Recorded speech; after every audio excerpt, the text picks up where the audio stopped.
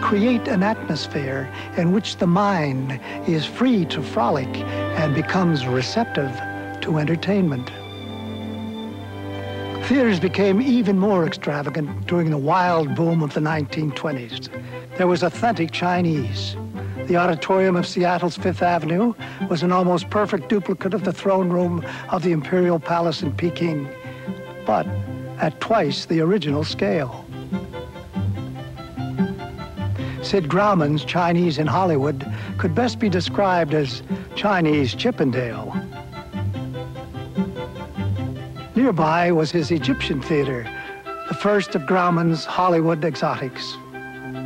Other exotic motifs included Gothic,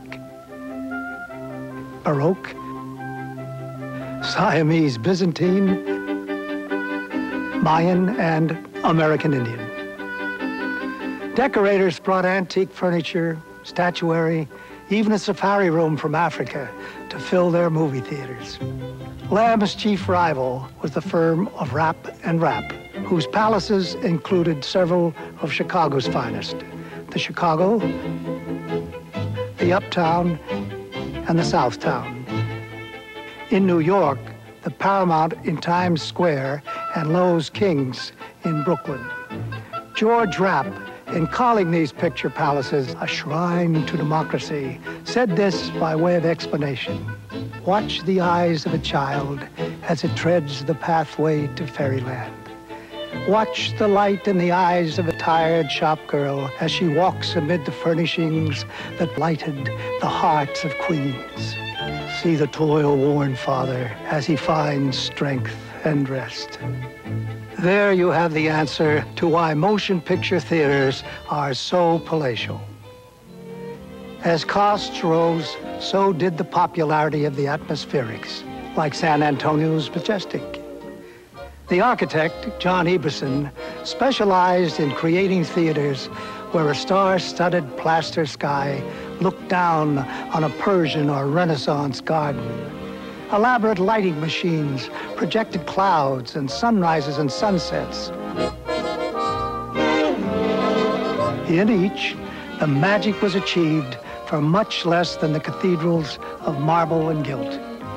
Eberson's greatest theaters, Chicago's Paradise and the Paradise in the Bronx, are gone or changed beyond recognition. But others remain. Miami's Olympia lives now as the Gusman Center for the Performing Arts, and in Akron, Ohio, there is the beautiful Loew's Akron. Eberson was not the only one to use the stars in clouds design. The firm of Plunkett and Edwards created an elegant Spanish mission-style atmospheric, the Arlington in Santa Barbara, California. One of the most impressive and beautiful of all the atmospherics is the Atlanta Fox, designed for movie mogul William Fox to out Baghdad, Baghdad. Both interior and exterior provide an exotic setting for the Arabian Nights. Throughout the 1920s, architects sought inspiration from the past. As late as 1931, architect S. Charles Lee, who designed over 400 theaters, used French Baroque for his Versailles-inspired Los Angeles theater. Listen to Charles Lee as he remembers the picture palaces. One of the things that we have to decide when we're building a theater is how to get the maximum entertainment value for the customer. He comes up to the box office, he pays his money, and he wants to go into another world. When they stepped into the foyer, they were overwhelmed by the beauty. This theory of the entertainment was built into every facet of the theater. Even the exit signs were attractive. We gave them a feeling of inner security and inner beauty. You must remember that the majority of the patrons of the theater that day were working people, and they did not have the opportunity of seeing these beautiful things.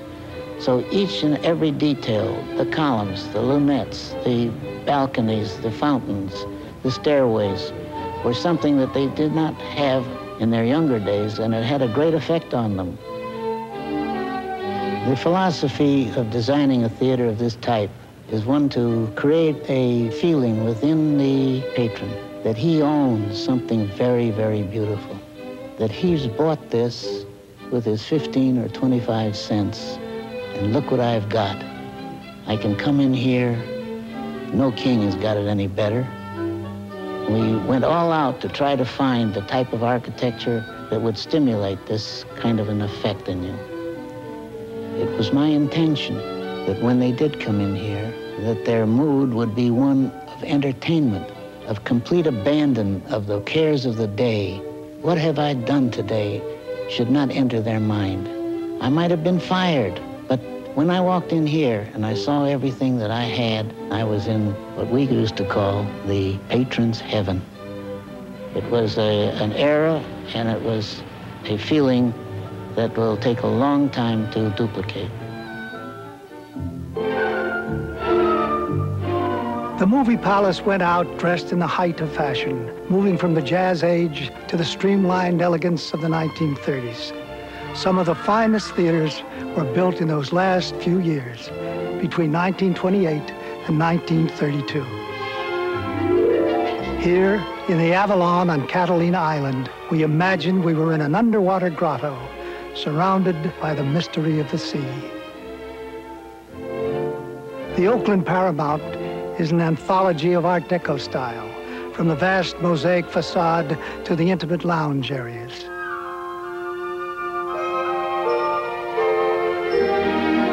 From the rainbow lighting effects behind metal grills to the Inca treasury of the auditorium with its incised gold walls. The last and the grandest of all is Radio City Music Hall, built in 1932 with its glittering lobby, towering ceilings, and its 6,000-seat auditorium. Legend has it that Roxy Rothafel himself sketched the great golden arches in memory of a sunset he had seen from an ocean liner.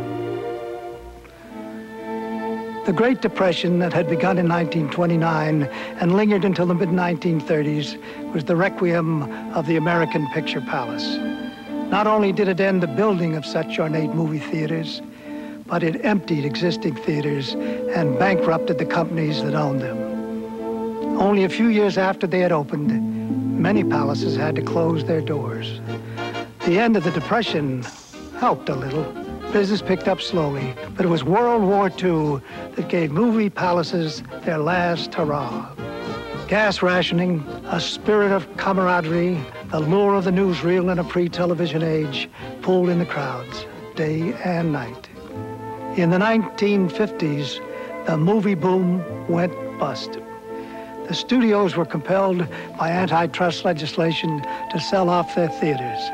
The coming of television and the middle-class flight to the suburbs hurt moviegoing in general, but hardest hit were the downtown palaces.